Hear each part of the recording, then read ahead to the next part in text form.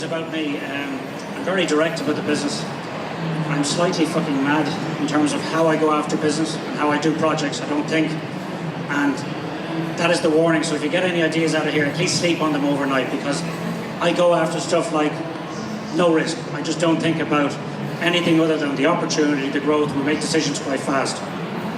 So just my own background, and I know the guys from Arista. I've spent 30 years in the coffee industry. And you're supposed to say you look great in 30 years, but I have spent 30 years in the coffee industry. The industry itself has had 34 years of growth. And I don't think there's anybody in this room or anybody in this place, this conference, that's industry has had 34 years of consecutive growth. And in the next 3 to 5 years, there's going to be 600, 700 new outlets and new venues opening up. So the coffee world is on fire. And the other side of it, which you probably don't read, many of you don't read, if you don't drink coffee, it's become a health supplement. You're going to get every disease possible. And when I started in it at 18, every GP would warn you that if you drink coffee, it's a serious danger to your health. Now it's seen as a health provider and a disease-resistant hot drink, which is hard to believe. So I set up the business in 99. I spent 12 years with Bewley's. I set up the business in 99. And that was my spark. Now, few people in the room, and I know a few guys, Noel Smith is here from Fresh, who knows me about probably 27 years. But very few people I know actually got inspired by seeing something. And at 26, I went to San Francisco. I saw that store, and I said, I'm going to have one of those. It took me 3 more years. I was in Bewley's, and I got to be 29, and I created that business. I went back there last year with Board Bia. And Board Bia guys have given Java Republic enormous support. The owner's son was there. The owner had died. And the store is exactly the same as it was 22 years ago. It was exactly the same it was when I saw it. That's about 11 months old. That's what's wrong with the Italians. No innovation. He whinged and moaned about, I'll never go back to the store again, but the little Italian, I mean, he called him something else, the little Italian whinged and moaned, and he had a lease worth about $4 million. He had a fabulous business, but he whinged and moaned about all the other coffee guys opening up. And Jack Dorsey had just spent $4 million. Jack Dorsey invented Twitter, he invented Square, which is an amazing retail concept, hasn't hit Ireland yet, it's a point of sale system. And he whinged and moaned for 20 minutes. And myself and my brother, I said, I need to get out of here, I can't listen to this guy. So innovate or die, but that was where I got the spark. I never let it go. It nearly cost me our business a couple of times, but we got through it. This is vital, guys. I'm here to tell you and to help you, because every time I ever asked anybody in Ireland for help, they gave me help. And I've needed help over the years in trying to survive the business and try to scale the business. So this is a more entrepreneurial, but I spend 85% on the 2 things I'm good at. And that's what I'm good at the bottom. Activating new business relationships and the marketing. Don't ask me to follow through on any of the 2. I come up with ideas, and I'm visionary. I'm supposed to be a visionary leadership, but I leave a trail of shit behind me when I get involved in a project, because I need finishers around me. But that's what I spend. And every time, and I met a guy on Monday night, I met a guy Monday evening, and I met a guy yesterday morning. And they're trying to scale their businesses, guys. And there's probably 100 companies in this building trying to scale their businesses. And the problem is you're spending 85% on the things you're not good at. And you're only good at 2 things. And I hope to get into questions and answers, but don't tell me you're better at 3 or 4 things, because you're not. And particularly if you're a man. I think it's the same. I think male and female, we're all the same in thinking of good things. And that's what I'm good at. What I'm shite at is analytical thinking. I get bored. It's like Tourette's. I'm slightly OCD. Jeff, our finance director, calls me the pecker. I will not let go of something. I want it finished, and I want it finished right. And one of our big accounts, we've got all the top 10 tech companies in Ireland, but if you go into Facebook, one of their lines is, finished is better than perfect. I don't think that way. I want everything done the right way. I don't want to be there to finish it, because I haven't got the ability to stay on track. But I know what I expect, and I run forward. I constantly put pressure on myself and others for immediate results. So we're in a constant flow of motion. This is, by the way, this is not me telling you what, this is the last test they did on. I sometimes take risks. That's the greatest load of shite of a line I've ever read about myself. I always take risks. And the risks have got me into trouble from day one when we created the business in 99, because I had my house on the line. And in 2007, we spent $7 million, and the recession hit us, and we know what happened there. Our philosophy has always been to buy the best quality and never sell on price. If you ever ask me to engineer the product, because that's the new word, get out. Make sure you have your CV ready and you're on the way out the door. I will not re-engineer the product. That is probably one of the greatest reasons we're not in retail and you don't see our coffee on shelf. I will not put shit into a packet and sell it for any money. The reason we're doing well in our tea pillows in the market is because we've picked something really special. We spent probably 2 years working on my time, and we're in our retail environments and the likes of Fresh and Avoca, Dunn's and Super Value. But in terms of FMCG, we have gone nowhere. We have failed to get into that market. But I will not put crap in it and let the retailer make all the money and we make nothing. And then get discounted and get under pressure. I've had that. We did it with Super Queen and it was good fun for the first few years. And I think after the third meeting, I was asked not to come back to a meeting. Our annual performance, you can't see that in this room. The basic, we started out in 99 September. We didn't have a single customer. I think the first customer is actually connected to a previous owner of this place who's dead. He bought Weston Airport. I think that was our first customer. It was so stressful at the time, I don't even like thinking back. I remember getting the first check and hoping to keep it, but we couldn't because we needed that money. We nearly ran out of money, wages, like, I don't know, many times, and all the shit that's connected to setting up your own business. But that's where we went. So when and I'll just get up here for 1 sec. We kicked off here, and we grew by 20% every year. And it was maybe took me 2 years to relax about the business. And this is me relaxed, by the way. And then we hit 2007, 2008.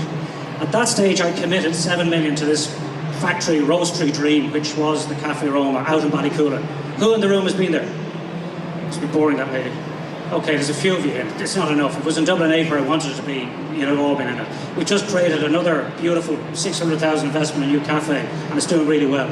So we got to 2007 and 8, and we dipped. The beautiful thing about coffee, and the reason I'm standing here, apart from being free today to this conference, the other reason I'm standing here is because coffee sales never dropped off. Coffee sales stayed steady. We dropped off in machines, rentals, everything else, and we got support. I went to 2 people and I got some great advice from Michael Cronin, who was an accountant, brought in some investment for me. Dennis O'Brien was a genius. He gave me a plan. I didn't take his investment, but he gave us more belief in ourselves and we got through it. And guys, we're driving now more than I've ever seen the business. And for you accountants in the room, there's a few suits. I never believed in the EBITDA number, the net profit, or the return. I always felt we were building value every year. But we've built more value in 14 months than we did in the previous 14 years. The Irish coffee industry today, when I told you earlier that 34 years of growth, basically any gobshite could make a living out of coffee and tea and there's no VAT. It's quite an easy business to set up. There's actually 85. We couldn't work out after 80 what they are, but we believe there's 85. There is no figures to tell us. AC Nielsen haven't even gone near it. We know at retail value it's worth 130 million. That's you guys taking it home. But that is up at 130 million because there's a big skew in that, which is Nespresso and the capsules. And the capsules have added huge value, but they're in food service, it could be worth £1 billion. The Arista boys and the guys who spoke before me, they're very involved in coffee. But even they, either they know or they think they know, but we don't know the value of the coffee business in Ireland, but we know it's pretty substantial. So there's over 80 players. The emergence of light roast is a huge thing. It's happening all over the world. It was created in New Zealand, Australia, back into the States, and back around the world. And it's one of the biggest things. But the top 5 retailers in Ireland are still using dark roast coffee. The coffee you're drinking today, the espresso, is all dark roast. They're not seeing it, we're not seeing it day to day, but the future is single varietal light roast coffees. The millennial movement and the perception of Java Republic, we're too big. I'm too commercial. I am a businessman, entrepreneur, whatever else, but they want the small artisan. They're getting completely confused between the small artisan and the specialty coffee. But we have to change and we have to stay in that market. The big guys are ignoring it. And you'll see some of the big guys, because there's about 30 new competitors opening up in the business in the next 2 years. I know of about 14, but we believe it's 30. Market relevance. In 2014, we went to Board BA, and again, great support. I said, map us where we are in the market. Will we survive? Where are we going? I knew we were coming out of the recession, or the lowest years, I call it, and we were synonymous with yellow. Our packaging in tea was all about air. It was dreadful. Our chocolate product was like a bad carpet in the 60s, and our yellow cup was synonymous with Java Republic. But the way I work is I put every story and every idea about Java Republic on the side of the cup. We changed the logo. We actually ended up with a London design company, and thank God we did, because everybody else was going afraid to tell me. They told me to drop the yellow. They told me to drop the roasting company. I wanted a fruit company.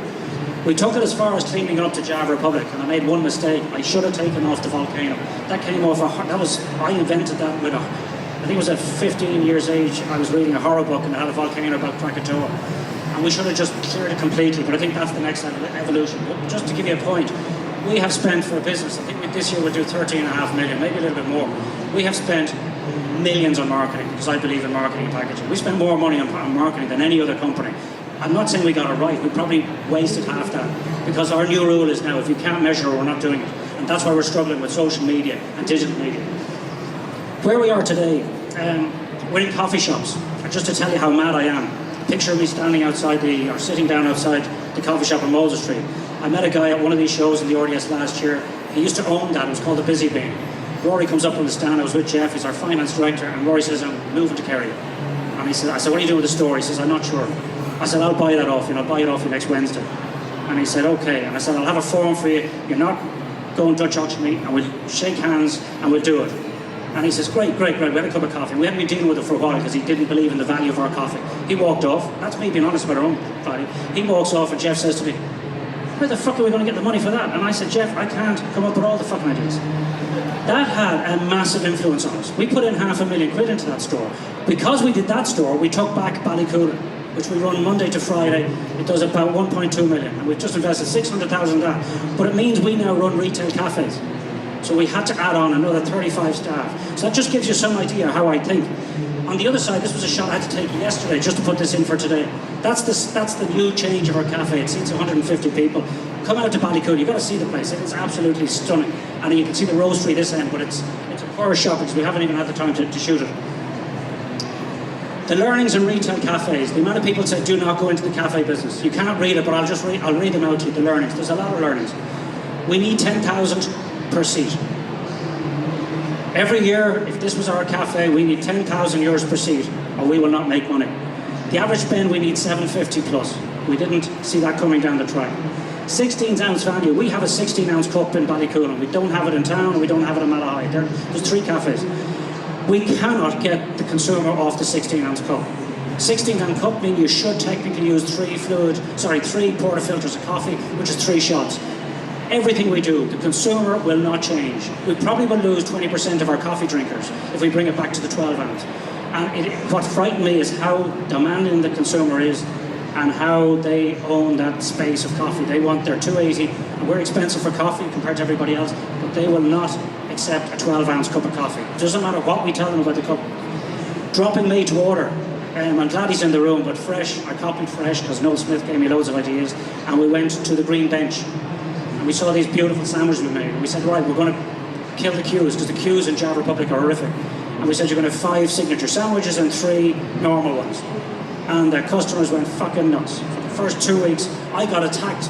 And one guy said, where's my tuna melt? I've come in here today for 7 years for my tuna melt. You're not getting your tuna melt. If you want your tuna melt, then go somewhere else. You're not getting your tuna melt. He did go somewhere else. Another fella came out to me and I said, well, do you not change your clothes every day? You need to modernise, you need to get a new fucking chicken sandwich. I had lost it at one stage. The problem is, we did the right thing, but we left a load of food in front of them, and they were told, no, you can't have that. You can't change the cheese, you can't do that. So we're changing that policy. They don't know that yet, but the girls who are heavily trained, we've changed that. We've made mistakes. Consumers and customers in cafes don't want change.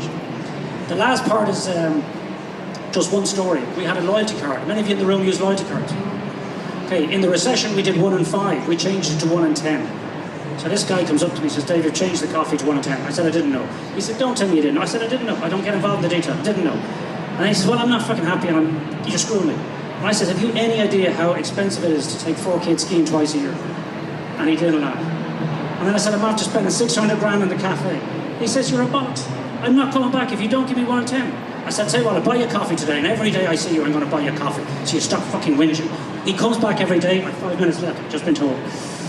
Staff culture, I won't go into too much. I don't like the minimum wage, and I get into trouble saying this. I like the living wage, but none of our customers, or 50% of them, don't make money. If we went to the living wage, we'd all go broke. So there's something going on there that we have to make it worthwhile working, because I don't want my kids on minimum wage, but there's something going on. And smile. You've got to smile. The amount of complaints we have because of our staff's attitude, and it is a huge issue. And if you look at the 3 guys, they're not Irish. And sometimes I say thank God because they work. Sometimes they don't smile. You've got to make sure they smile all the time. Manage your reputation online. I'm going to let you read that. We ignored those 2 comments. The one on the left, I would have said, I keep going because I think she was a bit of a whinger, or maybe he, I don't know. But I asked the guys to put up the honest. Look at the one on the right. It's very honest, guys. Couldn't be any honest. We left that up for 2 months and we didn't do it. And all your businesses are up on boards.ie, and we just don't have the time. We didn't look at it, but we got lashed. Why start your own business? I'm going to fly through this. 92% of businesses in Ireland fail. Could be a little bit higher. 40% of them, they're hardly eking a living out of it, because I know the companies and the customers. So it's tough. But what would you do? If you want a lifestyle business, it's very hard to fund.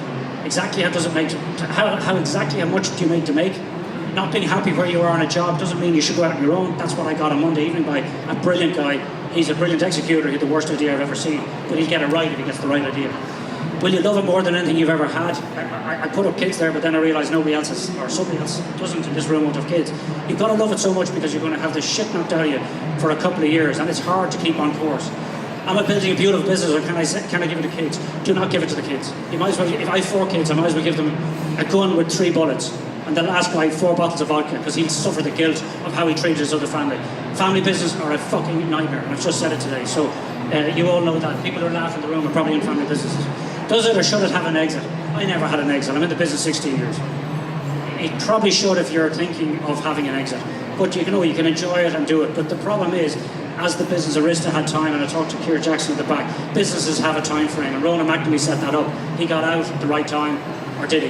It's about time. If you got out at the right time, you can make some serious money, and then don't put it into property, or do. The problem is, what do you do with the money? Last thing, I'm going to fly through it. How many minutes have I left? I've no minutes left. 3 minutes left, okay. There's something I copied for today. I get asked to sign NDAs before I get ideas, but look at it. Can you see that? An awful idea with no execution is worth $1. A brilliant one with brilliant execution is worth 10 million. I see brilliant ideas. I've seen brilliant ideas around here today. What I don't see is an execution. And the guy I met on Monday night, he's young, 26. He had food, and I've been asked to talk about tech because I haven't a clue about tech, but I get asked to talk about food and drink a lot. And this guy, I back tomorrow. The idea was shit because what he didn't work out, and I told him this nicely, as much as I could be nice, his eco story wasn't right. He thought consumers like you and I and everybody else would buy this package every day and throw it out. He didn't think it through. And the commercials just didn't add up. But I've never met a better 26-year-old who I'd mentor and get into a business. I'd back this guy if I could. So that's a brilliant slide by Derek. You can follow him on Twitter. I checked him out the other night. He is a genius. He builds business and gives them to charity. Raising money. Who's in the room looking to raise money? This is complicated, and hopefully you get a copy of this after. So the bottom line is, when I set up Java Republic, I sat down 16 years ago with a guy called John Nagle. I asked him for 100,000 for 20%. He said, you're overvaluing it. That's $500,000. I said, I wasn't aware of that. And he said, yeah, that's stupid. I said, no, I just didn't see it that way. The problem I see is companies and business people and you guys, you're trying to raise money. You have to give more equity away, but put in some provision that if it hits milestones, which is EBITDA, sales, net, that you get some of that shareholding back. It's not clear how you do it because a lot of the businesses I've seen the last 2 years have run out of cash, and then you're screwed. If you run out of cash, the bank will screw you or the investor. So have a look at that. There is ways of doing it, and there's so much money around. Between banks, EIIS is, I think it's so anti the entrepreneur because they're worse than the banks on personal guarantees.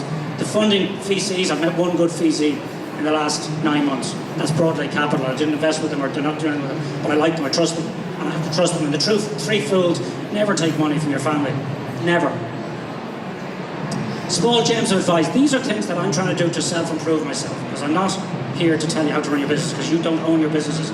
You own them, I don't own them, and I'm not your same personality type. But the Do-Book company, I've bought the 9 books, they are brilliant, an easy, simple read. Scaling Up by Vern Harnish, it's technically difficult, but he's a genius about scaling a business. Productivity Techs, Get Things Done, I'm going on a program, I have to go to Scotland to get things done, because I believe, I'm pretty productive, I believe I could be 100% better at making things happen and doing things every day. I've gone paperless. I bought the iPad Pro, I bought the it's the app, and I bought the pen. Turn off emails and the bullshit social media. It drives me nuts in our open plan office to see the amount of people touching WhatsApps, Facebook and everything else. They're just wasting my time and they're wasting their own time. I turn it off now. I found out how to turn off my emails and I just sit there and concentrate and get the project done. As little as I do sit at the desk. Ideas, travel, Pinterest, artists and websites, and know your digital media. I am studying digital media like I've never done before because I don't understand it. Embrace and love Snapchat. I thought Snapchat was something my kids, 4 kids under 13, that I wasn't allowed to put them, or they were putting themselves up nude. I heard all these stories, and not my kids, but I heard all these stories about things, sending messages that are obnoxious and they disappear. Snapchat is genius. I've started watching it now. I'm too old. My daughter won't even explain it to me because she's too embarrassed. But Snapchat for business is where we're all going. Last bit of thing is business advice. Have I got 1 more minute? Where's the other speaker? Okay, is it interesting? Do I deserve another minute? Fucking yeah, do I? Yeah, okay. 1 more minute. Business advice, be open to criticism. I am open to criticism, believe it or not. And I get a lot of criticism, but you've got to be open to it. Talk to people who are making it work and carefully who made it work. I don't believe if you leave business and you're 60, 70 plus or 50 plus, if you've left, there's a couple of fellas in the room will shoot me after this. But if you're not in business, you've lost touch. You will lose touch of what's going on after 6 months. The Michael O'Leary lash, I went to see O'Leary 3 months ago. He insulted me in a letter and I insulted him back. And then I met him. The first thing I said to him, geez, you're much older in real life. And he said, you're a class bollocks. That's what he said to me. And he says, tell me about your business. And this is true, it's been an hour with him. And he said, you have too much shareholding.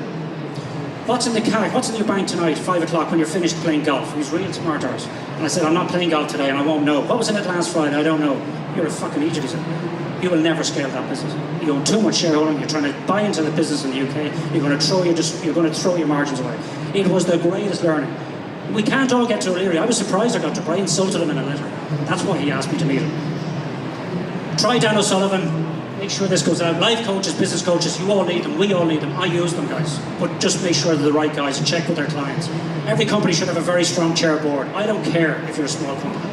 You need somebody, not your mother or your father, because they'll never tell you the truth of what the business needs to do to scale. Because if you don't scale it, it's not worth being in it. Last, be fighting fit. Put you first. That's me over my wife and my kids. You've got to stay fit, guys, because business is hard. Spend on your health. I know it costs money. If you're overweight, your diet, what's this got to do with coffee? It's nothing. This is not the last thing I want you to remember. But I believe you've got to be fit for business. And if I meet anybody who's going to business and they're not fit, I just say, look guys, get yourself in shape and then set the business up. Don't come and work for me unless you're in shape, because you're not going to do it. It is hell. There's no better reward in this world, but you better be in good shape to do it. Follow your BMI. Do you know what your BMI is? And I always get from the lads, you know, there's rugby players who can't and they're huge and they don't have a... You're not a fucking rugby player. You were never a fucking rugby player. And you weren't good enough to be a rugby player. And you didn't go to the wrong school. You were just shit at rugby. Just follow your BMI. It's the fact. It's hard. It is hard to stay fit and watch the sugar. And we're in a beautiful food and drinks industry that poison people. Go nude tonight in the mirror. I didn't come up with that. Alan Carr. How to give up smoking. If you smoke in the room, just leave. That's my view. I'd shoot you myself before you put us all through the pain and the cost of looking after you. But go nude in the mirror tonight. Make sure there's no family or kids or anybody else around. Look at yourself and say, is that the silhouette I want? Right? Make sure you have a cup of Java Republic coffee or tea pillows in your hand. And thank you for listening.